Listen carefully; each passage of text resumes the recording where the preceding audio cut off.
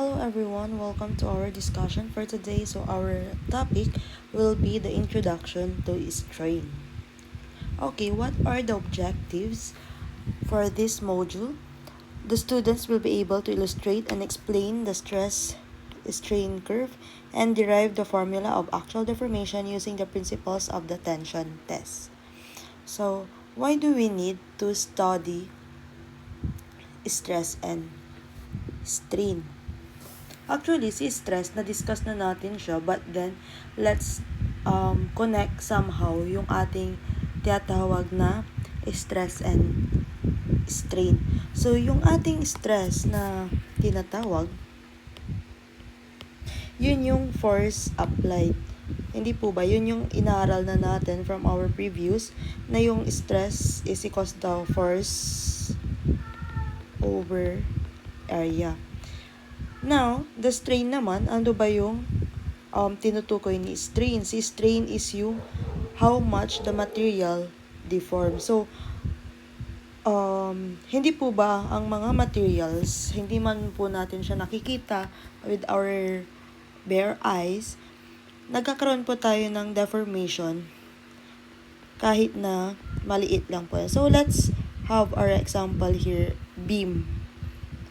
So, meron pong beam. Ngayon, let's say na merong force na nag-apply sa middle nung beam. So, hindi man po natin siya nakikita. Okay. Meron pa rin pong possibility na nagkakaroon po ng deformation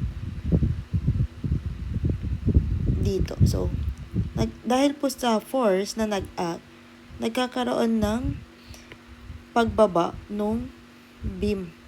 So, yun po yung tinatawag nating strain, kung paano po nagdi-deform yung isang material. Okay, so we have here are two types of strain. We have the normal strain and also the shear strain. So, yung normal strain, ito po is yung nag-elongate or shortenings. Nakadepende po siya sa tinatawag po nating tension or compression. So, kung nagkakaroon po tayo ng tension, hindi po ba ang tension nag-act? Ito po, tension act away to the material. So, ito po, let's say tension. So, since nagkakaroon po tayo ng paghila dito sa magkabilang dulo, nagkakaroon po tayo dito ng elongation. So, let's say na nag-elongate siya dito.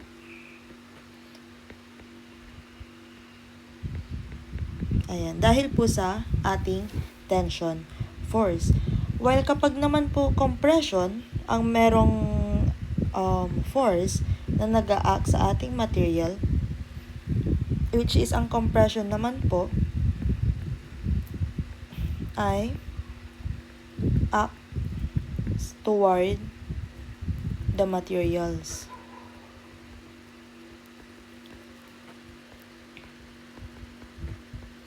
Compression. Nagkakaroon naman po tayo ng shortening. So, kapag kumbaga pinupush natin yung materials, papasok doon sa or kumbaga yung force na ini-insert natin is kumbaga parang pinupush natin. Ibig sabihin, nagkakaroon po tayo ng shortening effect. While the other type of strain, yung shear strain na tinatawag po natin, changes in angles or nagkakaroon tayo ng distortion effect. So, paano po ba yung distortion effect? So, let's say na meron tayo ditong object or material. Ngayon, ito yung ating undeformed object. Ngayon, naglagay tayo ng ano ba ang meron sa shear? Hindi po ba parallel forces ang nag-a-act sa shear?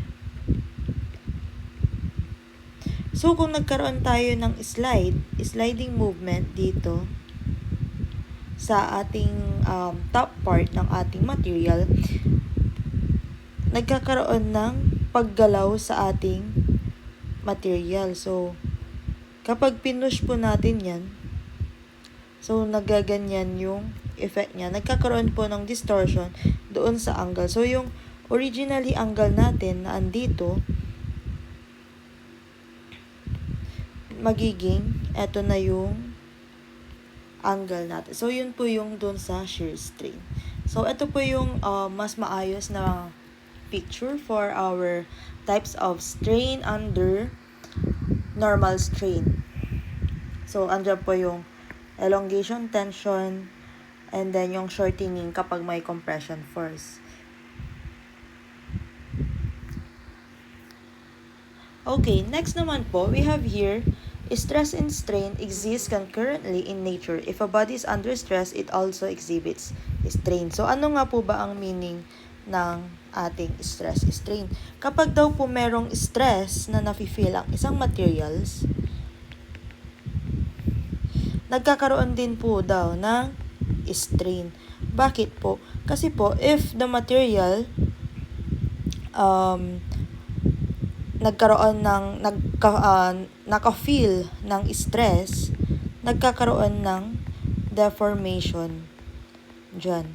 Kasi po, at somehow, kapag merong stress, ibig sabihin merong load na nag-i-exert doon sa ating materials. Kaya po nagkakaroon ng deformation. So, pag may stress, may strain. Pag may stress, may deformation. Okay, so we have here our figure. So, ito yung ating undeformed. So, ito yung first image, yung undeformed. Ngayon, nagkaroon daw ng force dito. For example, merong force na nag-act dito. Ganyan. Ngayon, magkakaroon ng elongation effect dito sa ating materials. Humaba siya compare doon sa undeformed length ng ating material. So, mas humaba na siya. From L, original length ng ating undeformed material, magiging L plus yung deformation or yung laki nung pagkaka-elongate nung material. So, para po sa ating strain, meron po tayong formula na ginagamit para po dito, which is yung ating epsilon or yung tinatawag nating para siyang naka-cursive na E. So, epsilon po yung tawag dyan.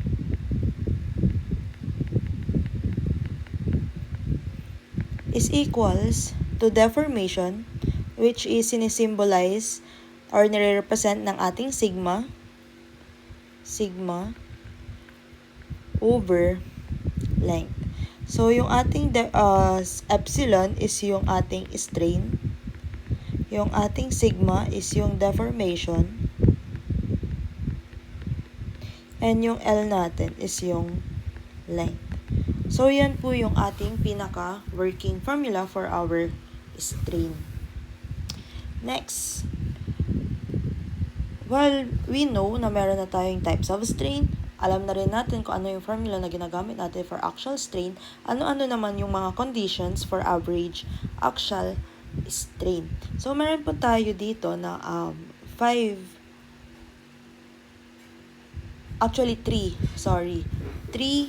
conditions of average axial strain. So, meron tayo ditong una, specimen must be of constant cross-section. So, we have here, for example, meron tayong prism, pyramids, cylinders, and cones. Ano nga po ba yung kinoconsider nating may constant cross-section? So, ano ba yung ibig sabihin ng constant cross-section? Hindi po ba, kapag hinatin nyo at any part, same pa din yung mga dimensions na naiproprovide nung shape na or material na meron tayo. So, sa prism, if hinatin natin si prism dito, hindi po ba same pa din naman yung sides na naiproprovide ng prism? So, we can say na this one is a constant cross-section. How about po yung yung pyramids? So, if hinati po natin si pyramid sa gitna, hindi na po equal yung ating, let's say, sa perimeter or area, hindi na po equal yung nasa taas at yung nasa baba. So, magkaiba na po yung na-provide nilang volume, area, ganun. Kasi iba na po yung kumbaga yung pagkakahati ng cross-section. So, this is not constant. How about sa dalawang shape na to? Cylinders and cones. So, cylinders, same with the prism. Kahit nahatiin nyo po yan sa gitna, same pa din po yung amount na, or ibig sabihin, same pa din po yung diameter na na-provide ni cylinder. How about po si cones? So, si cones, like, same lang din po siya ng pyramids, hindi din po siya constant cross-section. Kapag hinati mo po siya sa gitna or kahit na twice, hindi po constant yung cross-section na binibigay po niya. Okay, next condition, materials must be homogeneous. Ano po ba yung meaning ni homogeneous? Kapag po homogeneous, ang ibig sabihin niya lang po ay made of one material lang po siya. So, kung meron lang po tayong steel, dapat po steel lang po siya. Hindi po siya possible na steel with wood kasi po non-homogeneous na po yung tawag natin for that. Siguro po possible is steel tapos another materials na po si wood, pero hindi po possible yung steel with wood po yung mismong materials natin. And lastly, loads must be axial and constant. Ano po bang meaning ng ating axial and constant? Ibig sabihin daw po, yung load na nag-a-act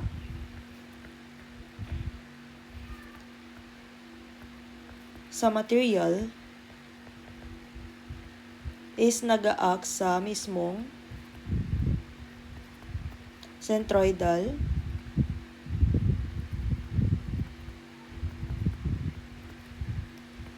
axis ng material.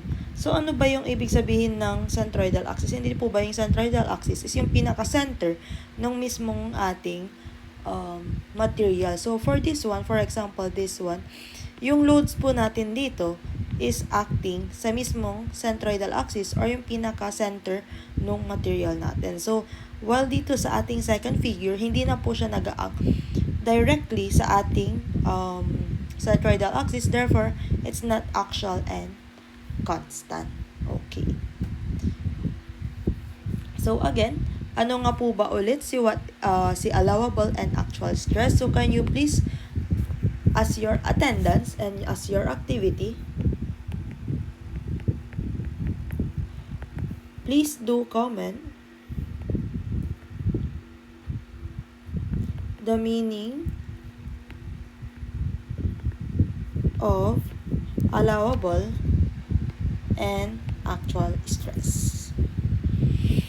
Okay, so we have here what is a universal testing machine. I will just attach yung link ng mismong video for the universal testing machine. So itong universal testing machine po, ito kasi yung material testing machine na ginagamit natin to produce yung tinatawag nating tension test.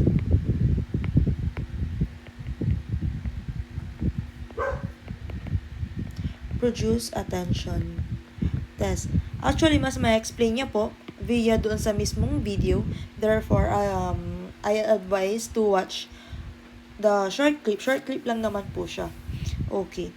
So, ngayon,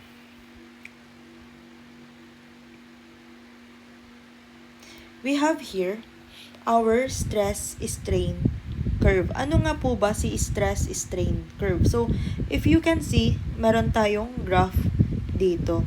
Meron dito sa vertical axis natin, we have the stress. And sa horizontal axis natin, we have also the strain.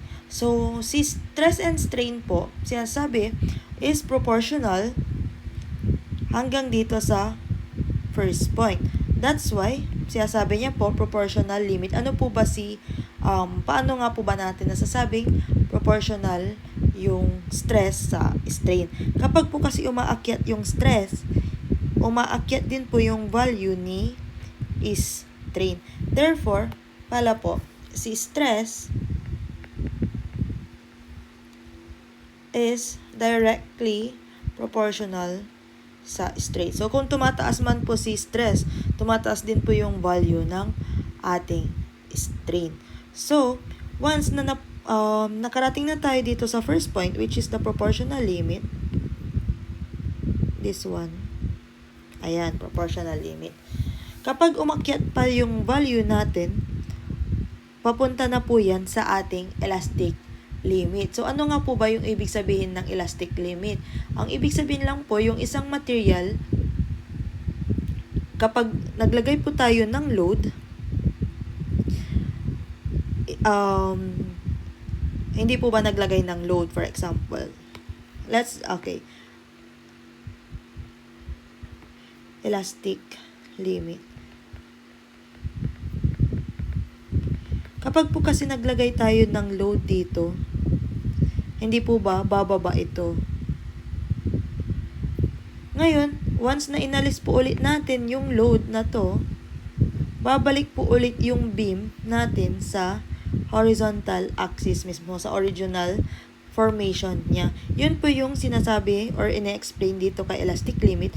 Once na inalis natin yung mismong load doon sa material, bumabalik pa po siya doon sa original formation niya, which is yun po yung meaning ni elastic limit. Okay. Ngayon po, pag umakyat pa po siya dito sa ating third point, ano na po ang third point natin? Yun na po yung pinaka yield point. So, yung yield point po, kapag nag-up na po yung ating material or dumating na po sa point ng third point natin, yield point, ang nafe-feel na daw po ng ating material is yield stress.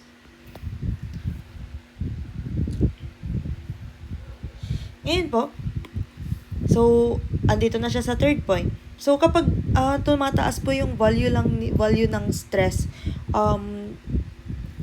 nagkakaroon pa tayo ng iba't ibang level ng stress doon sa material. Yun po yung dinidiscuss natin dito sa stress and strain curve. Okay, so, nagkakaroon pa ng pataas yung load or yung stress na nafe-feel natin. I mean, the material tumataas yung stress na nafe-feel ng isang material hanggang sa umabot sa ultimate strength. Ano nga po ba yung ultimate strength? Ibig sabihin, yung ultimate strength, yan lang po yung pinaka-maximum na kaya ng isang material. So, kapag dumating na po sa point ng ultimate strength, dalawa lang po yung possible na mangyari. It's either the true rupture strength and the nominal rupture strength. Hindi po ba kapag nasagad na po, for example, i-apply natin sa sarili natin. Kunyari, nasagad na tayo, stress na tayo. At nandun na tayo sa pinaka-ultimate strength or nandun na sa pinaka-ultimate stress point tayo. Hindi po ba, it's either magbre-breakdown po tayo or magtutuloy lang po tayo sa laban. So, ganun din po sa isang material, if andun na po siya sa pinaka-point na feel niya na ang stress, it's either magbre-break po ang isang material or magkakaroon na po siya ng pinaka-failure na tinatawag. Okay. So, ngayon, we have here also the formula, deformation is equals to PL over AE, which is deformation equals, it's like play. P is for the load applied, L is yung length ng ating material, A is the cross-sectional area, and E is the modulus of elasticity or Young's modulus. So, paki-memorize din po or pakitandaan itong formula na to for the computation. Okay. So we have here our example problems. For number 1, a steel rod having a cross-sectional area of 300 mm squared. So let's just write yung given while we read yung pinaka problem. Meron daw tayong area, cross-sectional area na 300 mm squared and a length of 150 meter is suspended vertically from one end. It supports a tensile load of 20 kilonewton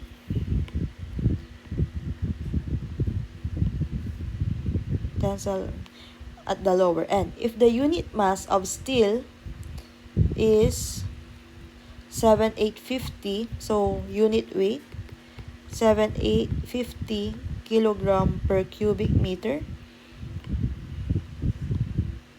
and modulus of elasticity is 200 times 10 meganewton over m squared. Find the total elongation of the rod. So, ang hinahanap po is yung total elongation ng rod. So, paano po ba natin i-apply yung ating mga formula? So, meron tayong unknown na, ano na po ulit yung ating unknown? Yung total elongation natin. So, total elongation is equivalent lang din po dun sa total deformation. Ilan daw po ba yung pinaka-total na nag-elongate dun sa rod? So, paano po ba natin mahanap? So, hindi po ba meron tayong equation na discuss kanina na deformation is equals to PL over AE. Ang kaso po, hindi lang po basta-basta load yung binabanggit sa ating problem. Meron din po tayong binabanggit na weight, which is isa din pong nakaka-affect sa isang material sa pag-elongate. Kumbaga, considered as load lang din po siya. Okay, so to further analyze the figure, meron po tayong figure dito. But first, let's copy muna yung ating mga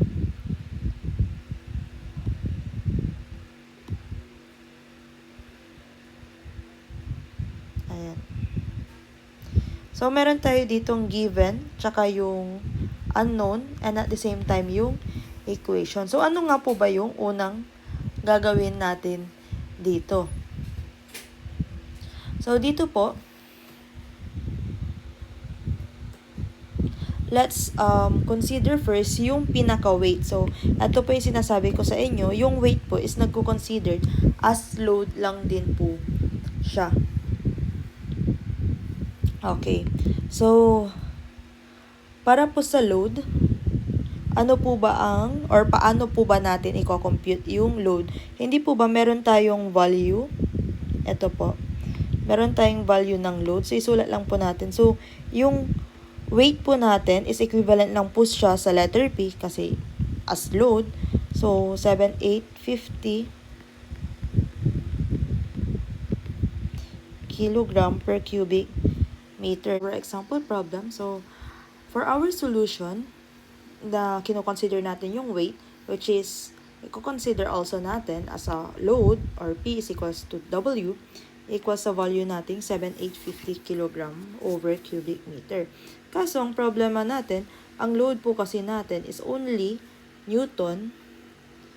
Hindi po ba ang load natin can be Newton, kilonewton, or pounds lang po. Ang kaso, ang unit po natin for our weight is kilogram over cubic meter. So, i-convert pa po natin siya. So, paano pa natin i-convert?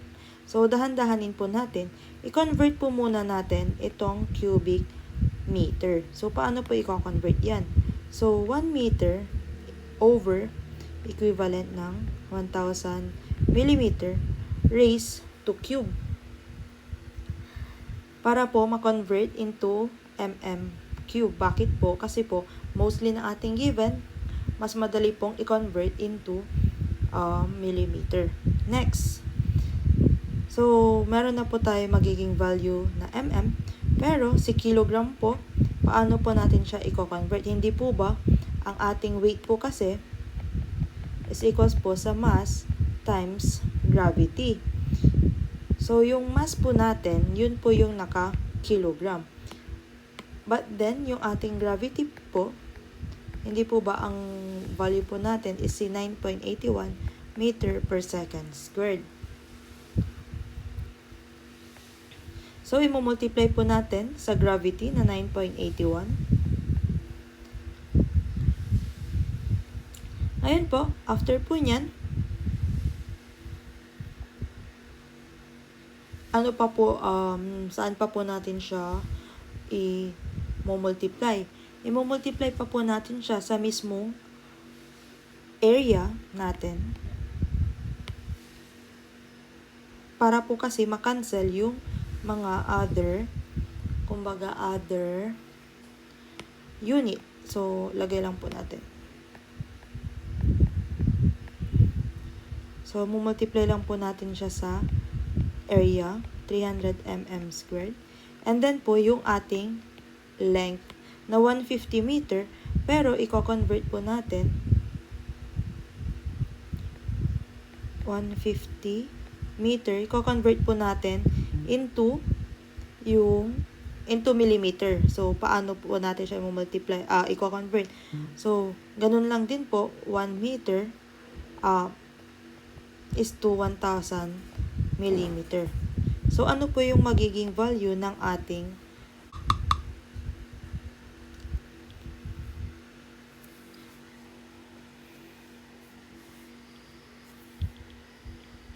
okay, so compute lang po natin, substitute po natin lahat, i-type lang po natin sa calculator natin yung ating value. So, 7,850 times 1 over 1,000 raised to cube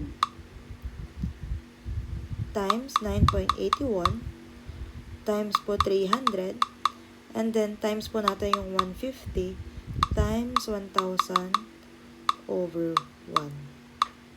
So, ano po yung lalabas na value ng ating load? So, yung lalabas po na value ng ating load is 3465.383 Newton.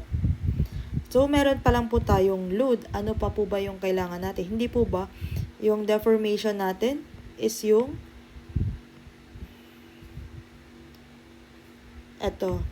ito po yung formula ng ating deformation. So, pwede na po ba natin siyang i-substitute? Actually, pwede naman na po natin i-substitute as long as consistent po yung ating mga unit. So, let's just take it step by step. So, ano po ba yung load natin? Hindi po ba yung 3465.383 Newton? Okay. Next, ano po yung length natin? Meron po tayong length na i-consider na kalahati lang po nung ating materials. Bakit po kalahati lang? Kasi po, yung weight po natin, nag-a-act lang po siya doon sa mismong centroid ng ating material. Therefore, kalahati lang po nung length yung kailangan nating i-consider. So, which is 150 over 2. Meron po tayong 75 meter. Pero para mas consistent po yung ating formula, or yung unit, sorry. So, i-multiply po natin ulit yan sa 1,000 mm. Over, ano po yung area natin? Meron po tayong 300 mm squared times yung modulus of elasticity po natin na 200,000.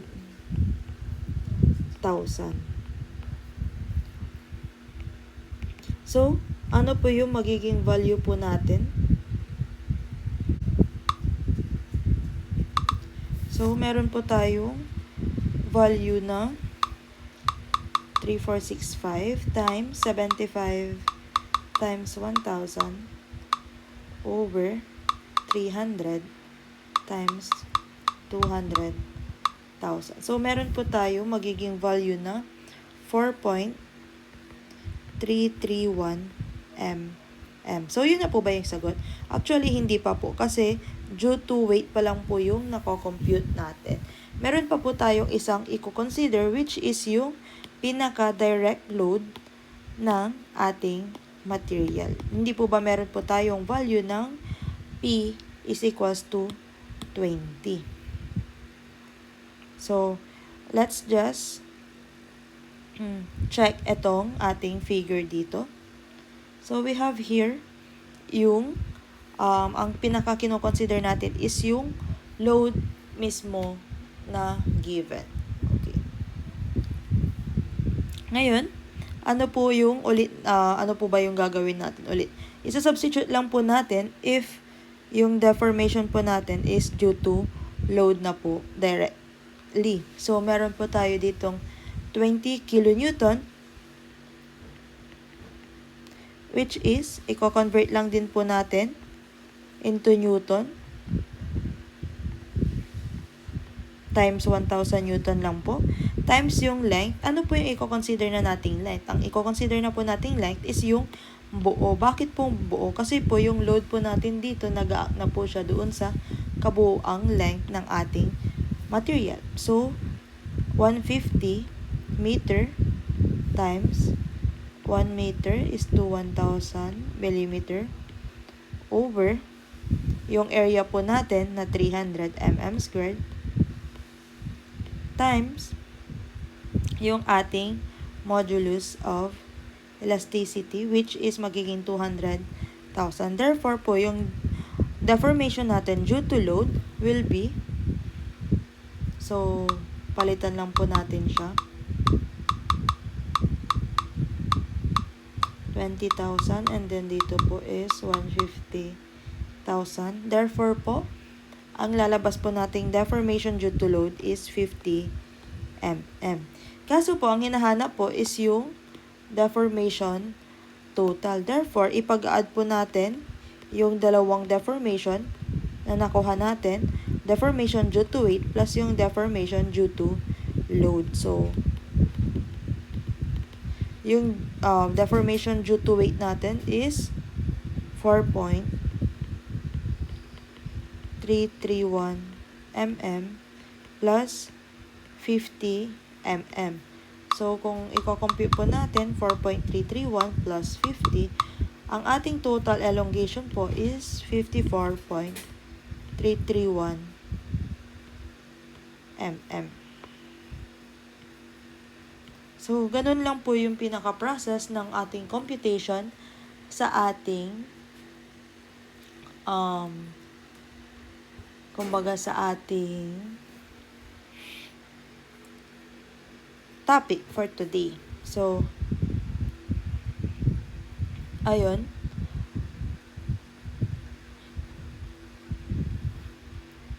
I hope you understand kung paano natin na-i-apply yung ating deformation. Kumbaga yung strain na topic natin as the deformation sa ating material. So, stress is how force act sa isang material and the strain is kung paano nagde-deform ang isang material. So, ganun lang po ang ating mga computation or kung paano natin ina-apply yung formula sa ating computation. So, I hope you learned something for our lesson for today. And we will meet on Friday for our quiz. So, para po sa ating quiz 1, P2 quiz 1, ang ating topic po is yung working and allowable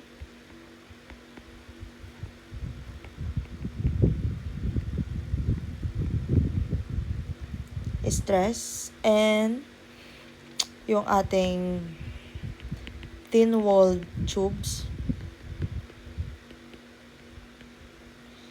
And lastly, itong ating introduction to strain. So I hope everyone learned something for our today's lesson. And if ever na you have questions or clarifications, just message me through our GC or through private message. So I hope everyone have a good day. Thank you and see you on Friday or Saturday.